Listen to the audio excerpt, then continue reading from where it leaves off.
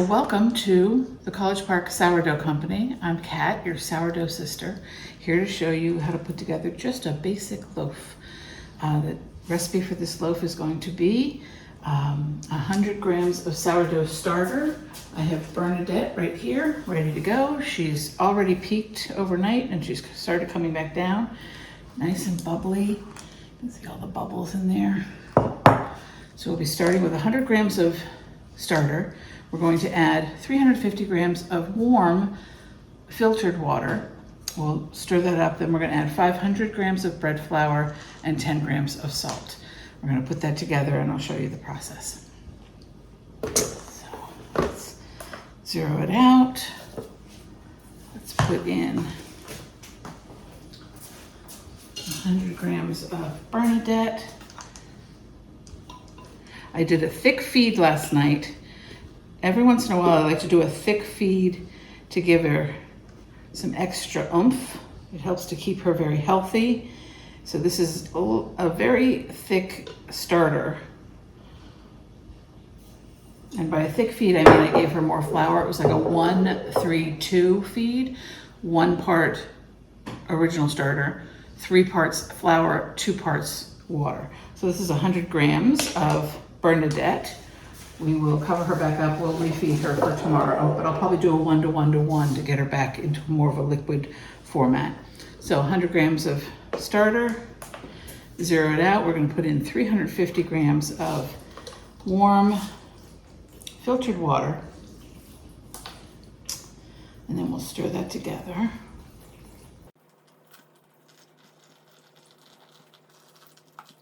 $3.50. We're good to go on that. Just gonna kind of stir it up. It's a little harder when she's thicker, but now she's already breaking up. This Danish dough whisk is a great tool particularly for stirring up your starter into your water. It just does a really good job of getting it frothy and breaking it up so that you don't have big clumps of starter once you start putting in your other ingredients. You want it to be sort of dissipated and integrated into the water. It gets a little bit frothy. I don't know if you can see it there. But it's just, you're just stirring it together. There's still gonna be chunks of starter in there, little pieces of it, but that's okay. We're all right with that. And this, I already have measured out, is 500 grams of bread flour, so we'll pop that in. Put that over there, and I have 10 grams of salt. Put that in. I like to stir the salt into the flour a little bit before I start really incorporating it. Let's get it off the scale. And then we'll just kind of start stirring this in. We're gonna incorporate it as much as we can. You wanna do a good bit of combining. You don't want dry pockets. You want to be able to feel sure that everything's mixed in. I'm gonna go to my hands in a minute. I have a bowl of water next to me because when you're mixing by hand, wet hands are much better than dry hands. They're less sticky, although there'll still be some stickage. So the dough whisk does great up to a point, and then you kind of have to get in there. I like to start with one of these flexible bench scrapers. It's a good way to kind of get it all mixed together. So we'll just get this off. As a reminder, never put starter or dough down your drain.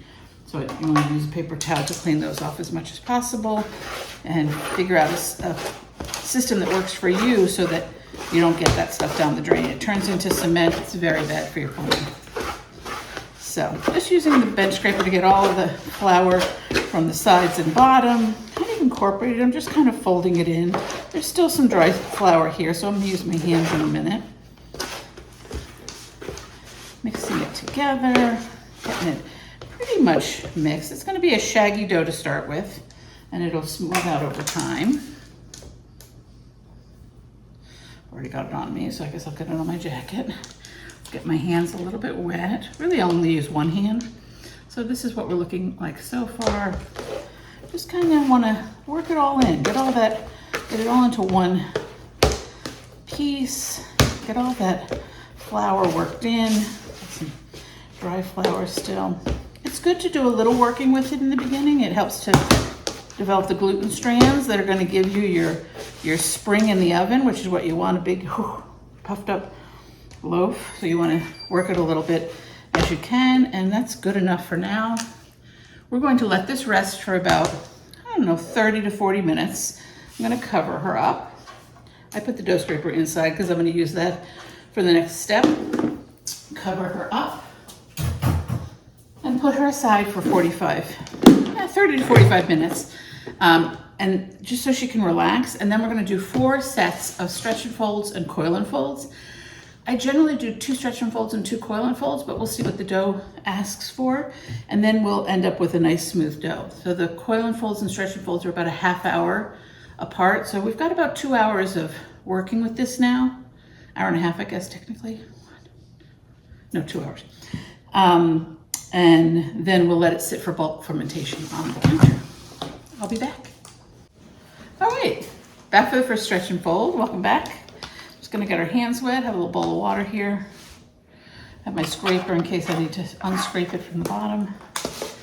Sometimes I do, sometimes I don't. And you're just gonna lift it up, stretch it, and put it, try not to rip it, I just ripped it. Lift it up, pull it, and lay it down. So stretch it and fold it. That's why we call them stretch and folds. And you're gonna go all around the clock. You're probably gonna do it 4 or 5 times. And it starts to get less stretchy as you go. It's building tension. The last one. And fold it over. And you'll see it's a little bit less shaggy already. And we will come back in 30 minutes to do the second stretch and fold. I think it does need 1 more stretch and fold. And then we'll do 30 minutes and 2 coil and folds. And it'll be ready for bulk ferment. I did temp the dough after I mixed it, after I turned the camera off, of course. I temped it and it was 186. Anything over 180, no, 86, not 186. I did temp it and it was 86 degrees. Anything over 80 degrees requires about a 5.5 hour bulk ferment, and you're looking for a 30% rise. So the bulk ferment starts from when I mixed it, so 5.5 hours from 9:45. You do the math, we'll stop then, we'll check it, and it will probably shape it then and put it in the refrigerator for a cold ferment overnight. And then tomorrow we'll bake. That's the process. All right, we're back for stretch and fold number 2. Hope you're doing well. Washed my hands already, gotta get them wet. I just use one hand. You could use a glove too if you wanted to. You'll notice it's a little less shaggy, but still sort of disorganized. So we're gonna do this stretch and fold, and then we'll do coil and folds for the last 2. And again, stretch, fold it over. Stretch it up, fold it over. And you're creating those gluten strands that are gonna help give it structure, give it those nice holes that hold the butter and whatever else you put on it. And so you kind of stretch it out, just don't tear it. And put it around. And you can see even more sort of smooth, it's smoothing out, and hasn't grown any, but that's not expected right now. It'll do that during the final phase of the bulk fermentation. We started at 9:45, so we'll be done, I think, by 3:15, if I'm doing my math correctly. And then we'll shape it and put it in a batard, or I'll probably do a loaf, to be honest. So I'll put it in a batard, cover it, and put it in the fridge then. All right, see you in a little while. Okay, we are back. Sourdough sister here. Ready to do a coil and fold. So I'm gonna get both my hands wet, and a coil and fold is different. You're gonna put your fingers in the middle, and you're gonna pull up and fold it over. And then you'll turn 180 degrees, do the same thing. And then you'll turn 90 degrees and do it the other way, 180 degrees. And that's the way we'll do it. So,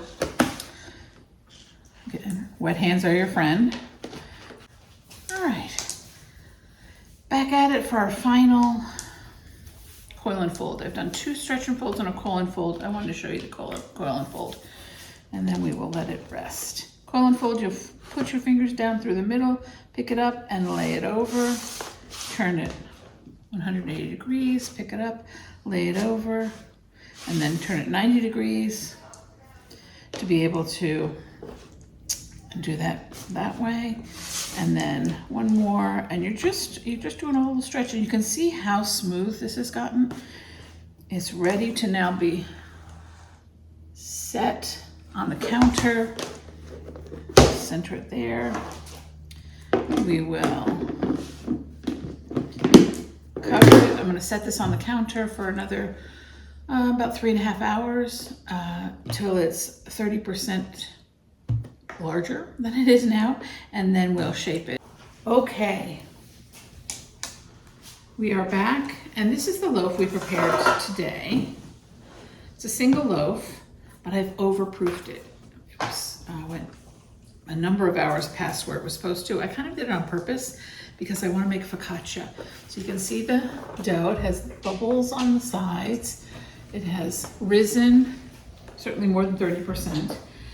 For making focaccia, I'm going to prepare the pan, put the dough in, and then let it set for about 45 minutes. And then I'm going to dimple and add the additions. I'm going to put in some pizza sauce.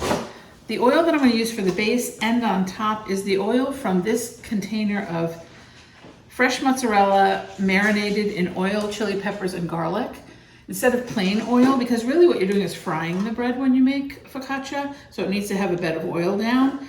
So I'm going to use this flavored oil so it'll be nice and flavorful. So that's what we're going to do with that. I have some sandwich style pepperoni that I'm going to cut into strips. And then I have some Parmesan Reggiano to put on the top as well to make it, give it that nutty edge. I'll put a little salt on it too. So first I'm going to prepare the pan by just drizzling some of the oil in. Easier said than done. Should have had this opened. Knife right here. And then we'll just kind of shake it up and drizzle it in. Make sure I get some of the seasonings in. That. Drizzle the oil in. Probably, maybe not quite a 1/4 cup, but a good amount of oil. We're going to take our brush and just kind of brush it around. Make sure it coats the whole bottom so that it's all oiled in. That done, we're going to take out our overproofed dough. We're going to put it right into the pan. Let it fall in there. We're going to spread it out as much as we can into the pan. It won't want to all spread out, so that's the reason we kind of let it set so that it'll fill the pan. So right now it's, I would say 90% filling the pan, but not quite all. So we're going to let this settle, relax. We're going to come back and do the dimpling and the adding, and then we're going to do the baking. I'll put a little more oil in the corners here. And we'll put oil on top as well with these mozzarella balls as well. So we will be back in about 45 minutes after we've let it relax, and it should rise a little bit also. I'll cover it with a damp cloth to keep it from getting anything in it. All right, see you then. And we are back, ready to dimple and dress and cook. And so I have some oil, spiced oil, some mozzarella balls that I've cut in half because I thought they were too big for the dimples. And I've cut up some of that sandwich pepperoni to put in, and we will dollop a little bit of pizza sauce on there as well. So the first thing we're going to do is oil the top. So I'm going to take some of the oil from here and some of the spices, sprinkle that around. A good tablespoon, tablespoon and a half. Sprinkle it, spread it around, dimple so that our nice squishy dough fits the pan. Get some good dimples down to the bottom. Got that. And then we're going to just kind of press some of our things in, our add-ins. Again, these are little mozzarella balls that were in this marinade. I'm just kind of putting in. I thought they were too large, so I cut them in half. I didn't want that much mozzarella in one bite, frankly. And yeah, looks like I got a good number going in here. And then we'll just kind of put some of this pepperoni in, just kind of loop it in the little strips. Put it around. Push it into the dimples. Oops, into the dimples. You could cut them even smaller if you wanted. But it's nice to have a good taste when you bite into it. And it enhances the dimpling too. And again, this is really a fried bread because it's got oil in the bottom. So when you put it into the 425 oven, which is preheating as we speak, you kind of fry the bread while it's in there. So we're just kind of spreading these out so there'll be some in every bite. And I'm just kind of wrapping them up as I put them in. All right, and then we're gonna do some dollops of tomato sauce. This is pizza sauce. Use whatever you want. You can make your own if you're that handy. I am not. Just gonna dollop it around for taste, really. You could dimple this in if you wanted to as well. That's another way you could use it. I might do a little dimpling. I'm done spreading it around. And that's it, just for taste. And then a little bit of the Parmesan Reggiano on top for a nutty taste. Gives it a little salt. You could add salt. I probably won't. I think I'm putting enough of this on. And we are going to put it into our 425 oven and give it about 25 minutes and see how it goes. I like it nice and crispy, so this is what it looks like. And it's ready to go. We'll see you in about 25 minutes. We are back and we are checking our focaccia. Let's see what it looks like. Ooh. It looks lovely. Let's see what our crust looks like. Ooh. It's got some gooey part in the middle. Ooh, but that base looks good.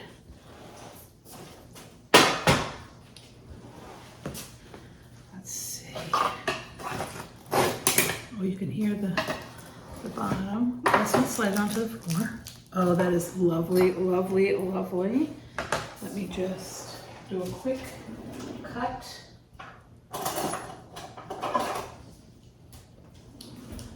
Let's see what the cutaway looks like.